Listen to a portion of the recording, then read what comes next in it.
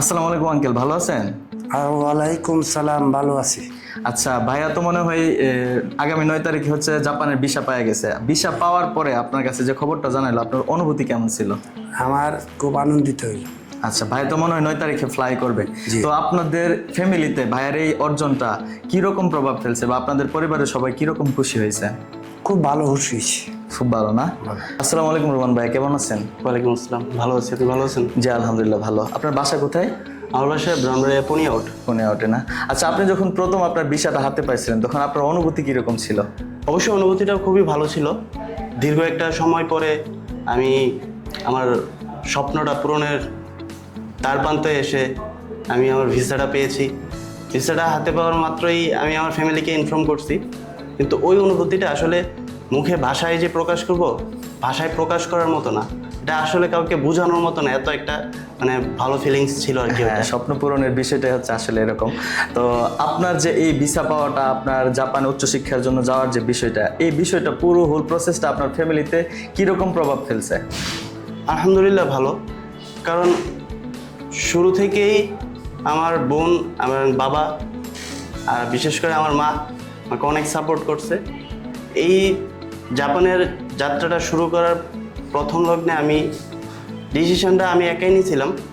আচ্ছা ভাইয়া, ব্রাহ্মণবাড়িয়াতে আরও যারা স্টুডেন্ট আছে, যারা হচ্ছে জাপানের ভাষা শিখতে চায়, বা তাদের স্বপ্ন জাপান যাবে, ওইখানে গিয়ে পড়াশোনা করবে বা কোনো বিজনেস করবে, চাকরি করবে, তো আপনি ওই স্টুডেন্টদের ক্ষেত্রে এই যে বিডিআইটিতে পড়াশোনা করেছেন, আপনি তাদেরকে কি মেসেজ দিবেন? আসলে বিডিআইটি আমার হাতে করি, এইখান থেকে ভাষা শেখা, এইখান থেকে আমি টোটাল প্রসেসটা করছি।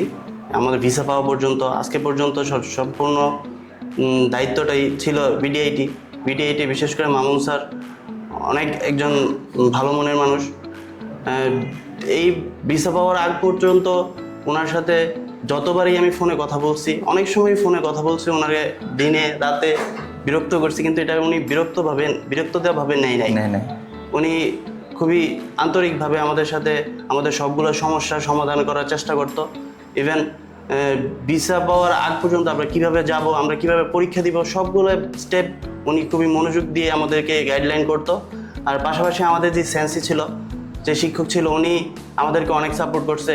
ইভেন অন্যান্য এই যে প্রতিষ্ঠানগুলো আছে, এগুলোতে দেখি যে স্টুডেন্টরা নিজেরাই আপনার এই বিভিন্ন রেজিস্ট্রেশন করতে হয়। যেমন আমাদের জেএলপিটি আছে, নাট আছে, এগুলো রেজিস্ট্রেশন স্টুডেন্টদের নিজেরা করতে হয়।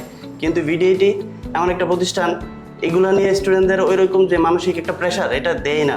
জাস্ট ইনফর্ম করে এই মাসে আর তোমার জেএলপিটি আছে, এই মাসে তোমার নাট আছে, তুমি এই রেজিস্ট্রেশন করবা কিনা, জাস্ট এই ইনফর্মটা যদি স্টুডেন্ট করে যে হ্যাঁ আমি করতে চাই, ইচ্ছুক, ওনারাই সব কিছু ম্যানেজ করে। ইভেন এই পরীক্ষা কেন্দ্রে যাওয়া পর্যন্ত যাবতীয় গাইডলাইন সব কিছু ওনারাই মেনটেন করে আর কি। আমাদের নিয়ে যায়, ওনারাই আবার নিজ দায়িত্বে নিয়ে আসে প্রতিষ্ঠানে। আমি মনে করি যে ব্রাহ্মণবাড়িয়ার মধ্যে একটা বেস্ট কোনো জাপানিজ ল্যাঙ্গুয়েজ সেন্টার থাকলে এটা হচ্ছে আমাদের বিডিআইটি।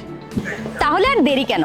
আপনিও যদি সেই সুবর্ণ সুযোগটি পেতে চান, আজই যোগাযোগ করুন বিডিআইটি ইনস্টিটিউটে। কি ভাবছেন তাদের অ্যাড্রেস কোথায়?